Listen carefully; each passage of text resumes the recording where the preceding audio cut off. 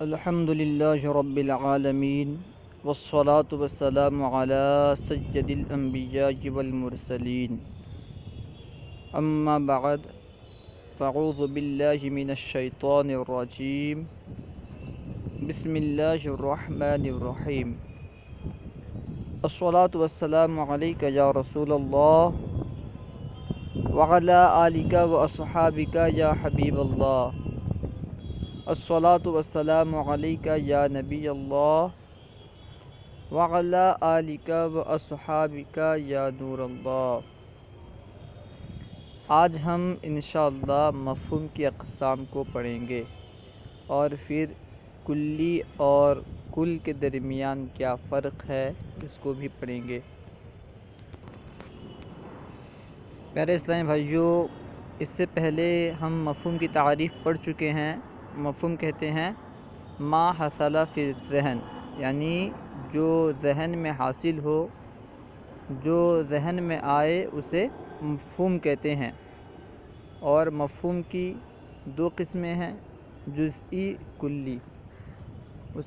جزئی کہتے ہیں جس پر کثیرین کا صدق کرنا ممتنع ہو۔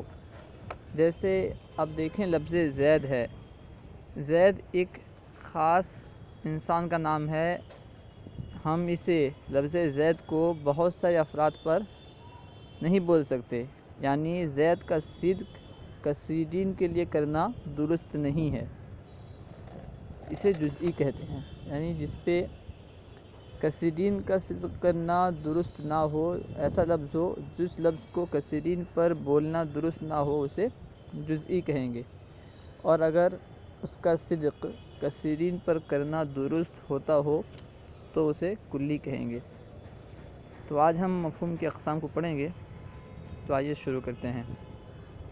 مفہوم کی اقسام، اس کی دو قسمیں ہیں، نمبر ایک جزئی، نمبر دو کلی۔ نمبر ایک جزئی، ہوا مفہوم امتنع فرض صدقہ علی کثیرین، وہ مفہوم جس کا صدق کثیر افراد پر تجویز کرنا عقلاً ممتنع ہو، جیسے زید کہ اس کا صدق ایک خاص اور معین ذات پر ہوتا ہے۔ یہاں پہ آپ مثال میں دیکھ سکتے ہیں کہ مثال مصنف نے زید کی مثال دی کہ لفظ زید جو ہے یہ ایک خاص معنی کے لیے استعمال ہوتا ہے۔ لفظ زید کو ایک شخص معین کے لیے بولا جاتا ہے، اس کا اطلاق بہت سارے افراد پر نہیں ہو سکتا، اس لیے یہ جزئی ہے۔ مصنف نے کہا کہ عقلاً ممتنع ہو، یعنی جس کا صدق کثیرین پر تجویز کرنا عقلاً ممتنع یعنی محال ہو، عقلاً وہ درست نہ ہوتا ہو۔ یہاں پہ آپ دیکھ سکتے ہیں کہ زید کا اطلاق کثیرین پر کرنے سے عقل معنی ہے، عقل یہ اجازت نہیں دیتی کہ ایک لفظ کو یعنی لفظ زید کو بہت سارے لوگوں کے لیے بولا جائے، خالد بکر وغیرہ سب کے لیے زید بولا جائے۔ نمبر دو کلی، کلی ہوا مفہوم لا یمتنع فرض صدقہ علی کثیرین، یعنی وہ مفہوم جس کا صدق کثیر افراد پر تجویز کرنا عقلاً ممتنع نہ ہو، جیسے لفظ انسان۔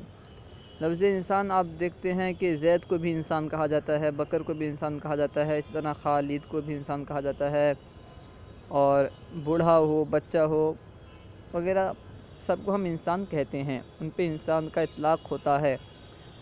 ان سب کو ہم انسان بولتے ہیں اور ان کو بولنے سے عقل منع نہیں کرتا، عقل معنی نہیں ہے، گویا کہ یہ کلی ہے۔ کلی کی تعریف یہی ہے کہ وہ مفہوم ہے کلی جس کا صدق کثیر افراد پر کرنا عقلاً ممتنع نہ ہو، یعنی محال نہ ہو۔ محال نہیں ہوگا تو ممکن ہوگا، ظاہر سی بات ہے۔ تو آپ دیکھتے ہیں کہ لفظ انسان سب کے لیے بولا جاتا ہے، تو یہ کلی ہے۔ اب ایک لفظ ہے جز اور کل، کیونکہ یہاں پہ کلی اور جزئی کی بات چل رہی ہے۔ مفہوم کی تو اقسام کلی اور جزئی ہے، اور کل اور جز بھی استعمال ہوتا رہتا ہے۔ تو مصنف نے کل اور کلی میں فرق بتانے کے لیے، جز اور جزئی میں فرق بتانے کے لیے گویا کہ انہوں نے کل اور جز کی تعریف بھی بیان فرما دی۔ آگے فرما رہے ہیں، تعریف کر رہے ہیں، جز کی تعریف، کسی شے کا جز یہ ہے کہ وہ شے اس سے اور اس کے علاوہ دیگر اشیاء سے مرکب ہو، جیسے اینٹ دیوار کا جز ہے۔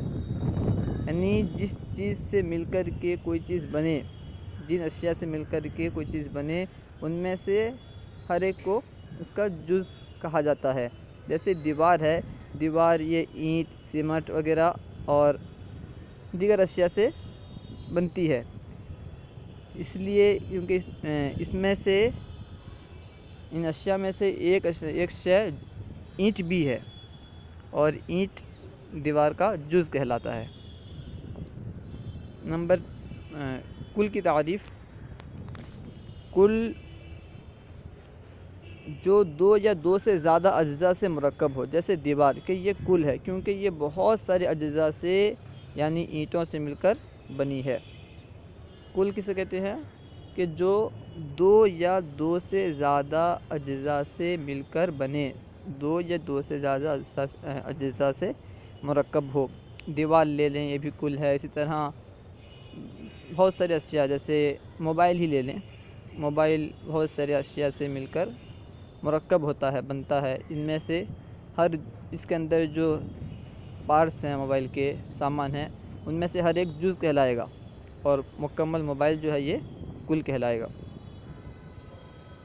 اس طرح کمپیوٹر وغیرہ ہر ایک پہ آپ اس کی تعریف کے مطابق دیکھ سکتے ہیں کہ مکمل کمپیوٹر کو ہم کل کہیں گے، اور اس کے ہر پارٹس کو، اس کے ہر جز کو، اس کے جو بھی جس سے مل کر کمپیوٹر بنتا ہے، اس کے ہر ایک شے کو ہم جز کہیں گے۔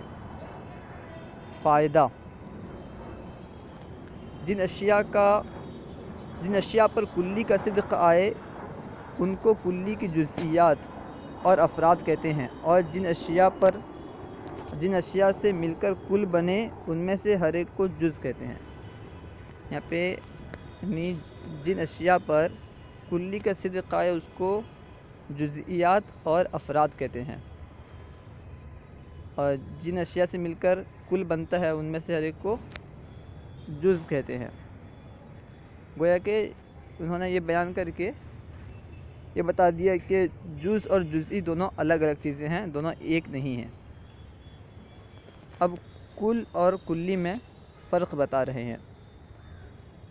کلی کے ہر فرد پر تو کل کا اطلاق ہو سکتا ہے، لیکن کل کے اجزاء پر کل کا اطلاق نہیں ہو سکتا۔ یعنی انسان ایک کلی ہے، اس کے تمام افراد زید، بکر پر اس کا اطلاق ہو سکتا ہے، یعنی ان میں سے ہر ایک کو انسان کہہ سکتے ہیں۔ اور دیوار ایک کل ہے، اس کے ہر جز پر اس کا اطلاق نہیں ہو سکتا، یعنی ہر اینٹ کو ہم دیوار نہیں کہہ سکتے۔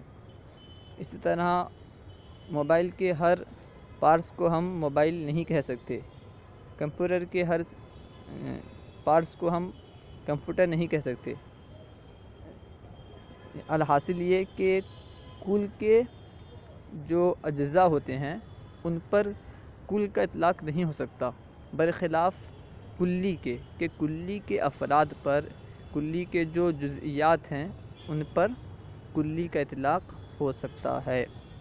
صلو علی الحبیب صلی اللہ تعالی علی محمد۔